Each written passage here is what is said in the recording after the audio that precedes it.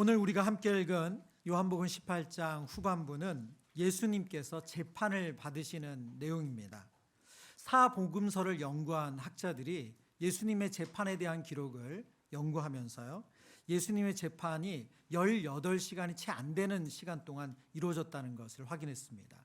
그리고 이 18시간 동안에 6번의 신문이 있었다고 이제 그 내용을 정리했는데요.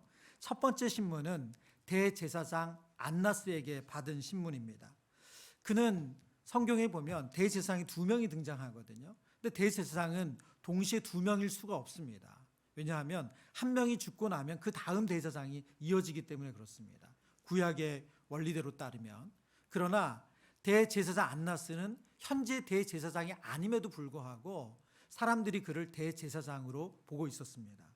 그래서 그가 먼저 예수님을 그의 집으로, 그의 자택으로 데려와서 신문을 하게 되죠. 그러니까 공식적으로는 예수님을 신문할 수 없는 사람인데 예수님을 신문한 겁니다. 두 번째 신문은 당시 대제사장이었던 가야바가 신문하는 내용입니다. 그는 대제사장 안나스의 사위였습니다.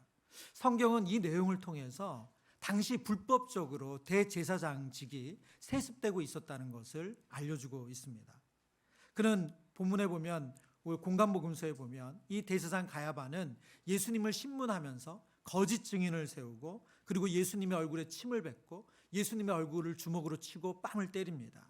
아주 폭력적인 일을 하죠. 그러니까 신문 과정에서 죄가 확인되지 않았음에도 불구하고 이런 행동을 하는 것 자체가 불법적이죠. 세 번째 신문은 사내들인 공회에서 이루어지는 신문입니다.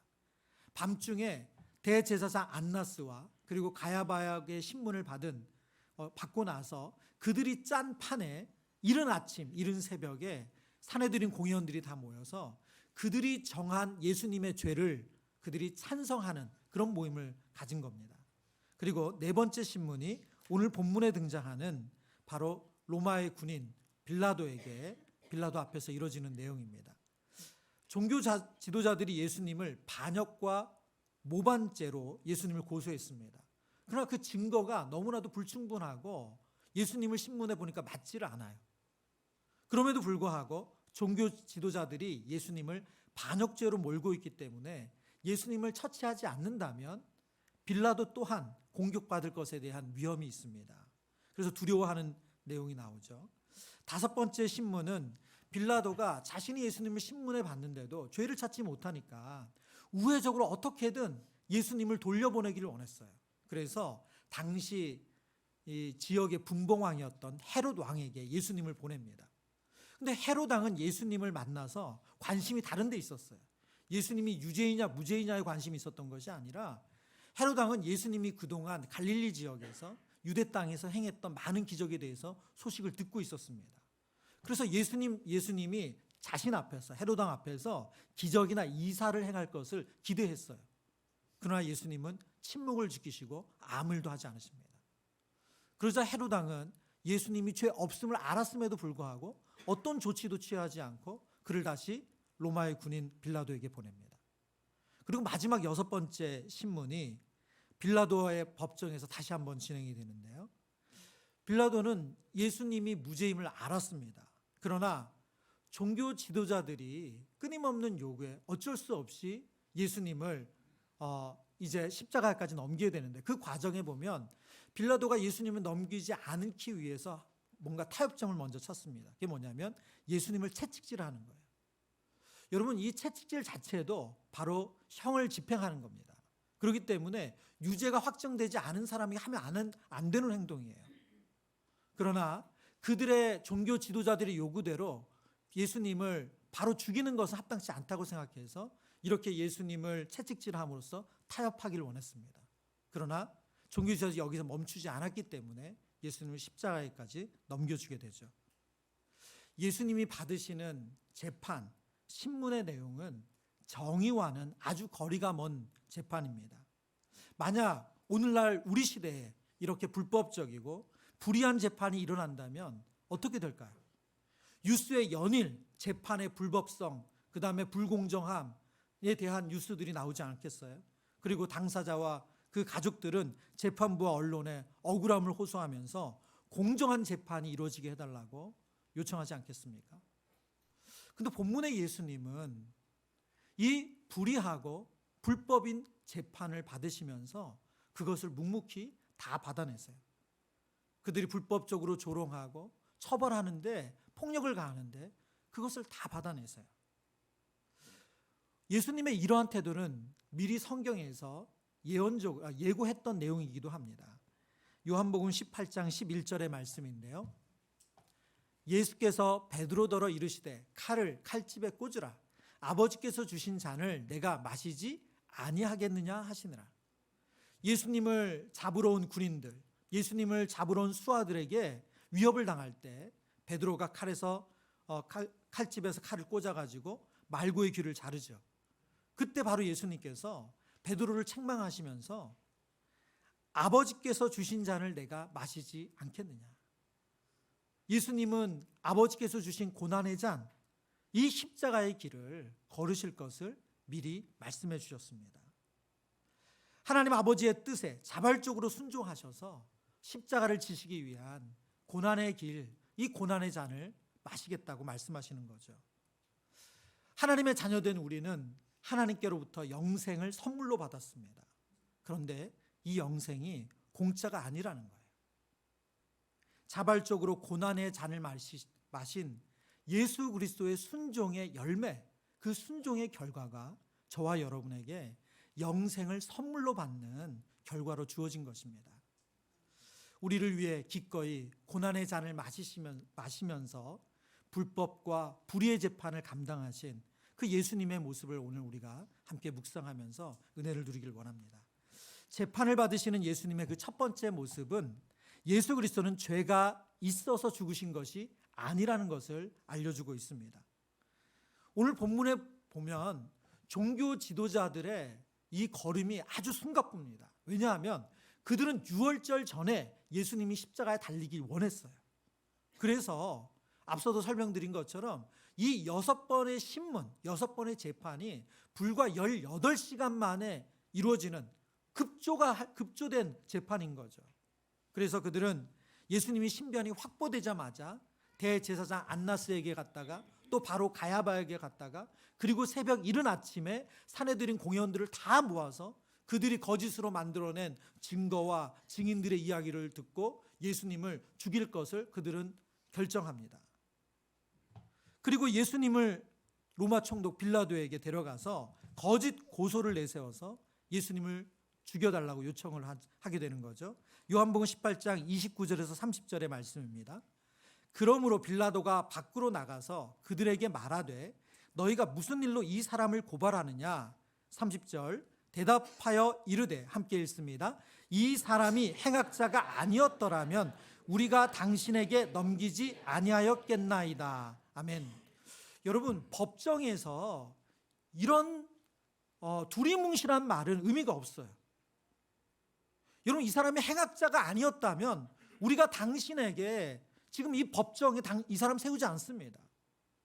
지금 종교 지도자들이 예수님을 고소하려면 필요한 것이 정확한 증거예요.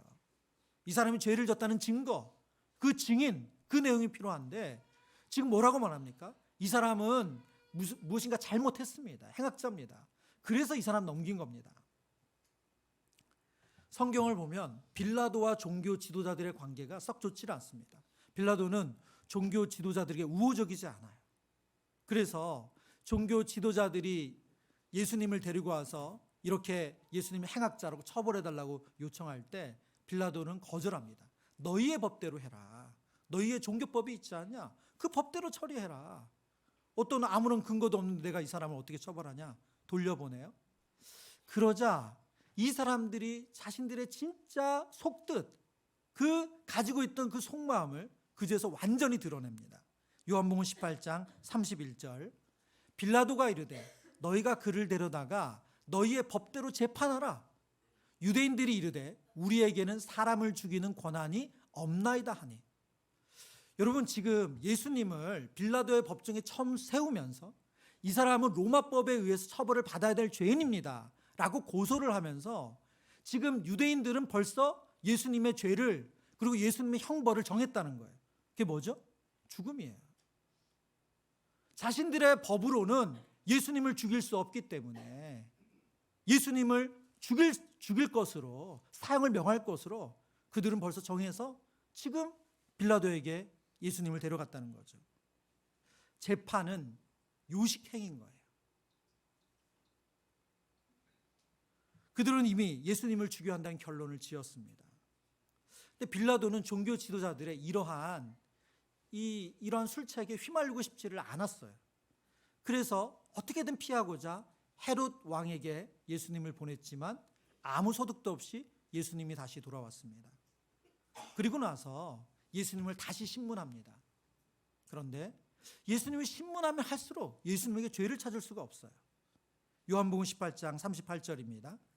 빌라도가 이르되 진리가 무엇이냐 하더라. 이 말을 하고 다시 유대인들에게 나가서 이르되 나는 그에게서 아무 죄도 찾지 못하였노라. 예수님을 신문해 보니까 예수님은 죽을 만한 죄, 종교 지도자들이 원하는 사형을 선고할 만한 죄가 없는 거예요. 그러니 예수님과 대화를 나누다가 기다리고 있는 유대인들에게 나가서 나 이 사람에게 죄를 찾지 못했다 라고 말을 합니다. 근데 여러분, 성경을 보면 분명히 신문의 과정에서 드러난 결과, 죄 없음, 무죄, 그 결과와 전혀 다른 결정을 빌라도가 내리죠. 왜 그랬을까요? 분명히 그는 신문하면 할수록 이 사람은 죽을 죄를 안 지었다는 것을 확인을 했는데 자기 입으로 시인하기도 하고, 그런데 예수님은 십자가에 넘겨지거든요. 예수님은 사형을 처해요. 사형을 처합니다. 빌라도는 기회주의자였어요. 그는 정의, 옳음이 중요한 사람이 아니라 자신의 이익이 중요했습니다. 불법적인 유대 종교자들도 마음에 안 들었고 그들에게 불법적인 요구도 받아들일 마음이 처음에는 없었어요. 그러나 그들이 계속 거칠게 요구하니까 자신이 총독으로 있는 이 땅에, 유대 땅에 혹시 폭정이나 밀란이 일어나면 안 된다는 두려움이 있었던 거예요. 그래, 그렇다고 한다면 무고한 희생자가 생겨도 이런 분위기는 잠재워야 된다. 그리고 예수님을 십자가에 넘깁니다. 여러분, 빌라도의 가장 큰 실수는 무엇입니까? 자신의 직위, 자신의 직장을 지키기 위해서 이러한 일을 행한 것이 빌라도의 실수인가요?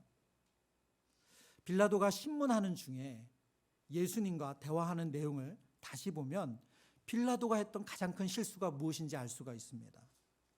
빌라도가 예수님과 대화 중에 너가 유대인의 왕이냐? 그때 예수님께서 그러면 유대인의 왕이 아니냐? 또 묻죠. 예수님 말씀하세요. 내가 왕 맞다. 그러나 나는 너희에게 진리를 전하러 왔다. 말씀하세요. 그러자 빌라도가 예수님의 그 말씀을 되물어요. 진리가 무엇이냐? 이 본문의 지금 우리말 성경에 따르면 지금 빌라도가 구도자적인 마음으로 진리를 탐구하는 것처럼 읽혀질 수 있지만 사실 본문의 내용은 그렇진 않습니다. 삼일교회 송태근 목사님이 이 부분을 해석을 하시면서 빌라도의 말, 지금 이 분위기 속의 빌라도의 말은 어떤 뜻으로 한 말이냐면 진리가 밥 먹여주냐, 그 뜻이에요. 진리가 밥 먹여주냐. 무슨 말이에요? 지금 예수님을 신문하면서 지금 빌라도가 듣고 싶은 말은 뭐예요? 예수님께서 나는 죄 없다, 나는 반역, 나는 모반할 계획 세운 적 없다. 지금 예수님의 입에서 그 얘기를 듣고 싶은 거예요. 근데 예수님은 너가 유대인의 왕 아니냐, 그러니까 왕 맞다, 난 진리를 전하러 온 왕이다, 그 얘기를 하니까 지금 빌라도가 그런 거예요. 지금 그런 얘기 할 때가 아니야. 나는 너의 목숨을 죽일 수도 있고 살릴 수도 있는 사람이야. 진리가 밥 먹여줘, 그 얘기 하지 말고 너가 모반을 했는지, 반역을 했는지, 새로운 왕국을 세우길 원했는지 그것을 이야기하라고. 오늘 성경을 보면 빌라도가 행한 가장 큰 실수는 생명을 주는 진리, 영원한 생명을 가지고 계신 그 진리이신 예수님을 알아보질 못했다는 거예요. 그 눈에 보이는 이익 때문에 영원한 생명을 쥐고 계시는 진리이신 예수님을 알아보지 못하고 그것에 대해서 너무 가볍게 얘기한 거죠. 진리가 밥 먹여주냐. 제가 어린 시절에 자주 들었던 이야기가 있습니다. 교회 가면 밥이 나오냐 떡이 나오냐. 우리 교회는 교회 오면 김밥을 줍니다. 여러분, 우리는 매일 이 영적인 싸움을 합니다. 하늘의 것을 구하면서 살 건지 이 땅의 것을 추구하면서 살 건지. 끊임없이 세상은 이 눈에 보이는 것이 우리의 삶을 좌지우지한다. 우리의 목숨줄을 쥐고 있다. 그렇게 메시지를 줘요. 영원한 진리가 아니라 하나님께서 우리에게 보여주신 그 영원한 생명의 말씀이 아니라 이 땅에 눈에 보이는 것이 우리의 목숨줄을 쥐고 있다고 끊임없이 우리를 유혹하고 그 길로 가게 합니다. 이 영적인 싸움에서 저와 여러분이 빌라도의 길이 아니라 예수님이 걸으셨던 그 길을 가기를 축복합니다. 재판을 받으시는 예수님의 모습 두 번째는 예수 그리스도는 힘이 없어서 죽으신 것이 아니라는 거예요. 빌라도가 법정에서 예수님께 묻습니다. 내가 유대인의 왕이냐? 종교 지도자들은 예수님을 죽이기 위해서 예수님이 자신을 왕이라고 했고 반역을 꾀한다고 고소했기 때문에 그것을 물었죠. 그런데 빌라도가 보기에 예수님이 그런 반역을 꾀할 그런 사람이 아닌 거예요. 왜냐하면 반역을 꾀한다고 하면 지금 그 사람을 따르는 많은 무리가 있어야 되잖아요. 근데 예수님 주변에는 있었던 12명조차도 다 지금 사라졌어요. 그런 무리도 없어요. 그리고 예수님이 그러면 그런 로마를 다시 뒤엎고 지금 유대를 세우겠다는 그런 뜻과 의지를 가지고 있는가? 그것도 보이지 않아요. 그래서 빌라도가 다시 예수님께 내가 유대인의 왕이냐? 그때 예수님이 묻습니다. 대답합니다. 요한복음 18장 36절에 예수께서 대답하시되 내 나라는 이 세상에 속한 것이 아니니라. 만일 내 나라가 이 세상에 속한 것이었더라면 내 종들이 싸워 나로 유대인들에게 넘겨주지 않게 하였으리라. 이제 내 나라는 여기에 속한 것이 아니니라. 지금 예수님께서 빌라도가 말하는 왕, 세상의 왕으로 온 것은 아니다라고 분명히 말씀하시죠. 나는 세상의 왕으로 이 땅에 온 것이 아니야 라고 말씀하세요. 그러나 이 말씀을 우리가 오해하면 안 되는 것은 그러면 예수님은 영적으로 왕으로 오셨고 이 세상의 세상을 다스리는 것은 예수님의 일이 아닌가? 그렇지 않습니다. 예수님은 세상의 방식으로 이 땅을 다스리러 온 왕이 아니라 하나님의 방식으로 온 우주를 다스리시기 위해서 온 왕이세요. 온 우주의 주인이신 예수님은 세상의 왕을 세우기도 하시고 패할 수도 있는 진정한 왕이십니다. 그리고 예수님은 하나님이 세우신 영원한 왕으로서 하나님의 방식, 하나님의 뜻으로 이 땅을 통치하는 거죠.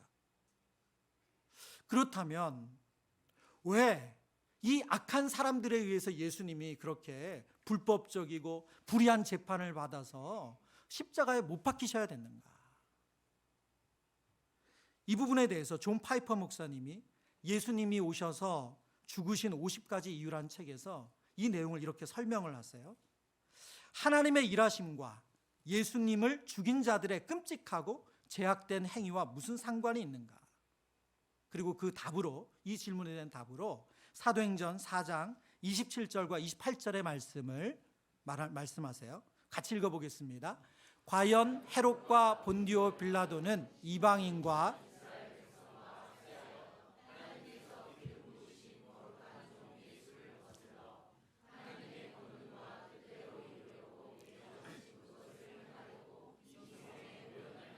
아멘. 여러분 27절의 내용을 한 번 더 볼까요? 27절.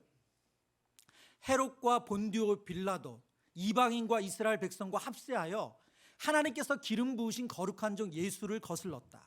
이게 바로 오늘 본문의 내용이에요. 종교 지도자들과 본디오 빌라도 헤롯이 예수님이 죄 없음을 알면서도 예수님을 죄 있다 해서 합세해서 예수님을 십자가에 달려 죽게 하신 것을 말합니다.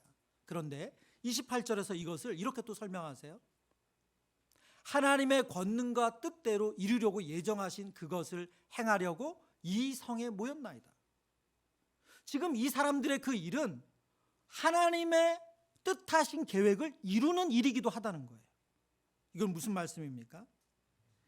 하나님은 그들의 악한 계획, 악한 의도를 다 아셨어요. 그런데 그 의도와 계획을 사용하셔서 하나님의 구원 계획을 이루고 계시다는 거예요. 그들의 악을 선으로 바꾸셨다는 거예요. 창세기 50장에 보면 요셉이 자기의 인생을 돌아보면서 형들에게 뭐라고 말합니까? 죽기 전에 당신들은 나에게 악을 행했지만 하나님은 그것을 선으로 바꾸셨다. 종교 지도자들은 악한 의도로 예수님을 죽이려 했습니다. 왜요? 예수님의 영향력이 점점 커져가는 거예요. 그게 두려웠어요. 그래서 예수님을 유대 땅에서 지우기를 원했습니다. 빌라도는 예수님을 왜 죽이려 들었습니까? 예수님이 죽일 만한 이유가 있지 않아요. 그러나 예수님을 죽이지 않으면 당시 유대인들이 반란이나 봉기를 일으킬까 봐 그것이 두려워서 무고한 예수님을 죽인 거예요. 다 그들의 악한 것들이죠. 그러나 하나님은 그들의 악한 계획을 사용하셔서 하나님께서 인간의 죄를 대속하시고자 하는 그 십자가의 구원을 이루셨다는 것입니다. 본문의 말씀을 묵상하면서 하나님이 얼마나 크신 분인지를 깨닫게 됩니다. 하나님은 인간의 불법과 불의까지도 사용하셔서 하나님의 구원 계획을 이루어 가시는 놀라운 분이세요. 그럼 본문을 묵상하면서 간혹 잘못 보시면 이런 질문이 나올 수 있어요. 그러면 하나님께서는 인간의 불법을 조장하시는 분이신가? 여러분, 그렇지 않습니다. 정반대죠. 그것은 하나님을 오해하는 겁니다. 하나님이 인간의 악함을 교묘하게 이용하시는 분이 아니세요. 그것을 부추기는 분도 아니세요. 그러나 하나님은 인간을 누구보다 잘 아세요. 그 인간의 악함과 인간의 계획을 아시기 때문에 그 악함 모든 것을 사용하셔서 하나님의 선하신 뜻을 이루신다는 것입니다. 우리는 눈에 보고 귀로 듣기에 정말 이제는 하나님의 거룩한 뜻이 이루어지기 어렵다. 정말 우리가 하나님이 뜻하신 게 이루어지지 않는 세상이다. 사실 그런 마음 가질 때가 참 많습니다. 온갖 이상한 뉴스들, 또 정말 이런 일이 어떻게 있나 하는 그런 일들을 접할 때마다 이 땅에 정말 하나님의 거룩한 뜻, 하나님의 선하심을 어떻게 이룰 수 있나 하는 그런 우리 안에 너무나도 낙심되는 마음, 그리고 위축되는 생각들이 있습니다. 그럼 오늘 성경은 우리에게 무엇을 보여줍니까? 그게 전부가 아니라는 거예요.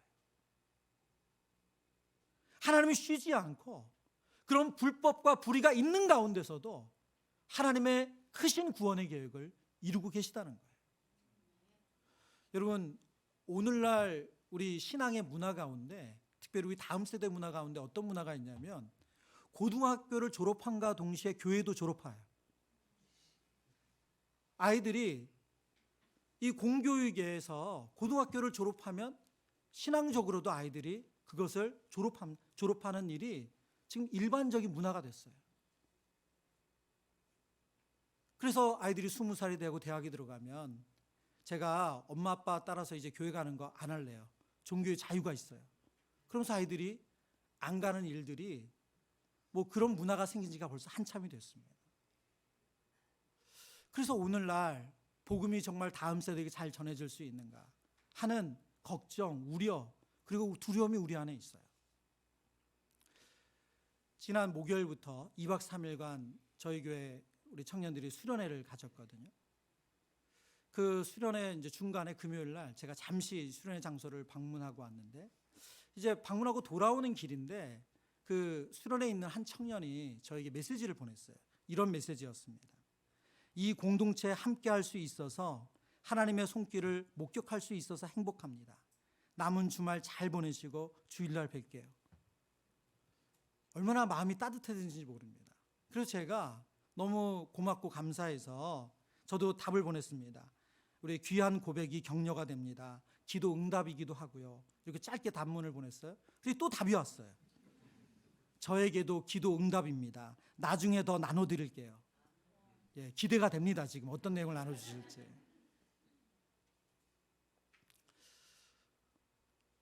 여러분, 아이들이 고등학교를 졸업하면 신앙을 떠나고, 그리고 신앙의 자유가 있기 때문에 부모님의 강요에 의해서 교회 안 나가고, 오늘날 그것에 대한 우리의 염려, 그리고 걱정, 그리고 그래서 다 큰 아이에게 이러라 저러라 할 수도 없고. 그런데 하나님은 여전히 일하고 계세요. 여러분, 영원한 생명의 말씀이 진리이고 능력이라는 거예요. 하나님 여전히 일하고 계세요. 저희는 저희의 할 일을 멈추지 않고 하면 됩니다. 우리 다음 세대를 위해서 중보해 주셔야 돼요. 그리고 우리가 할 수 있는 수고 헌신을 우리가 계속해서 해가면 됩니다. 감사한 것은 우리 사랑하는 성도님들에게 청년부가 차량 지원을 요청했잖아요. 우리 차량 지원을 요청하게 된 배경도 참 감동적이에요. 뭐냐면 2박 3일 렌트비를 차량을 한 청년부 인원들 다 보니까 너무 비싸더라는 거예요. 그래서 너무 과하다. 어떻게 줄일까 고민하다가 그러면 자차를 좀 이용하고 그리고 그래도 부족하면 우리 성도님들에게 요청하자. 그래 나온 아이디어예요. 너무 예쁘지 않습니까? 예. 그런데 우리 6분의 성도님들이 이 차량 라이드를 도와주셨어요. 근데 제가 끝나고 나서 더 감동적인 얘기를 들었어요. 우리 성도님들이 저도 다녀오시니까 1시간 반 정도 걸리거든요. 가는데 편도로.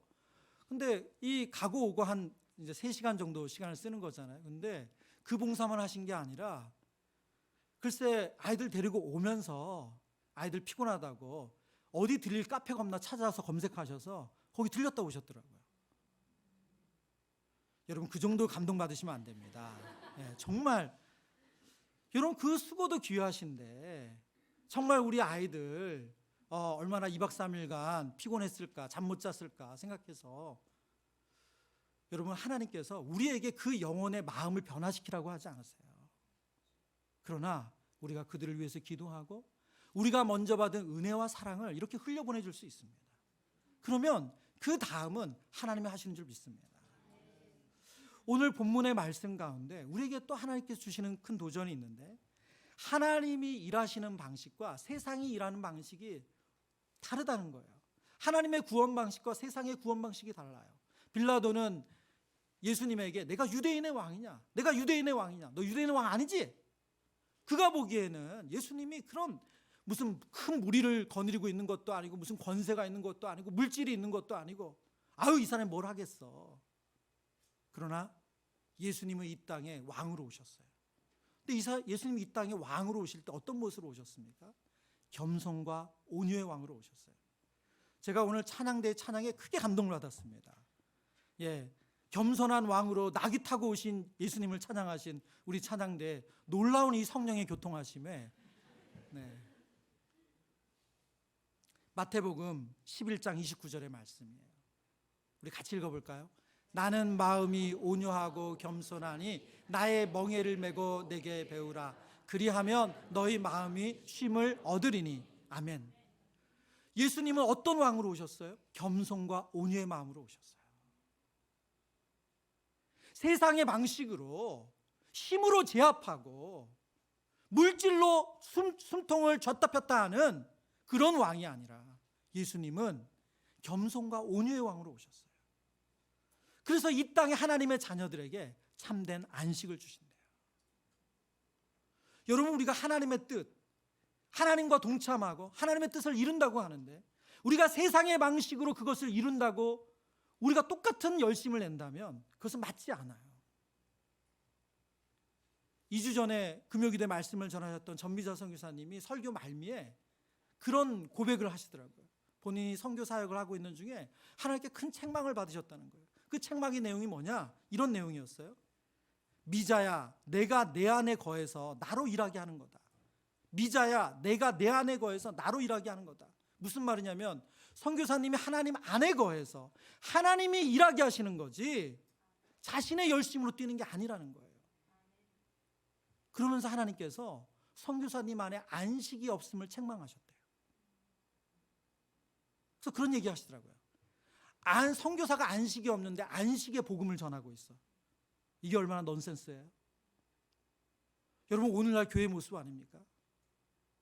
저와 여러분이 겸손과 온유의 왕으로 오신 예수님이 우리 삶의 주인 될 때 우리의 마음에 쉼이 있다, 안식이 있다 약속하시는 그 안식을 누려야 돼요.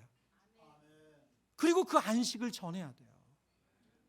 그런데 우리도 똑같이 내가 저 사람보다 더 열심히 해서 연봉도 높이고 직급도 높이고 뭣도 하고 뭣도 하고 뭣도 해가지고 내가 그것 가지고 인정받아서 복음 전할 거야. 그것은 세상의 방식이라는 거예요. 겸손과 온유의 왕으로 오신 예수 그리스도, 여러분 그분의 방식을 따르고 그분의 방식을 따름으로 하나님의 일하심을 경험하길 원합니다. 그래서 안식이 없는 복음이 아니라 예수님이 우리에게 약속하신 참된 안식이 있는 복음, 그 복음을 전하는 저와 여러분 되기를 축원합니다.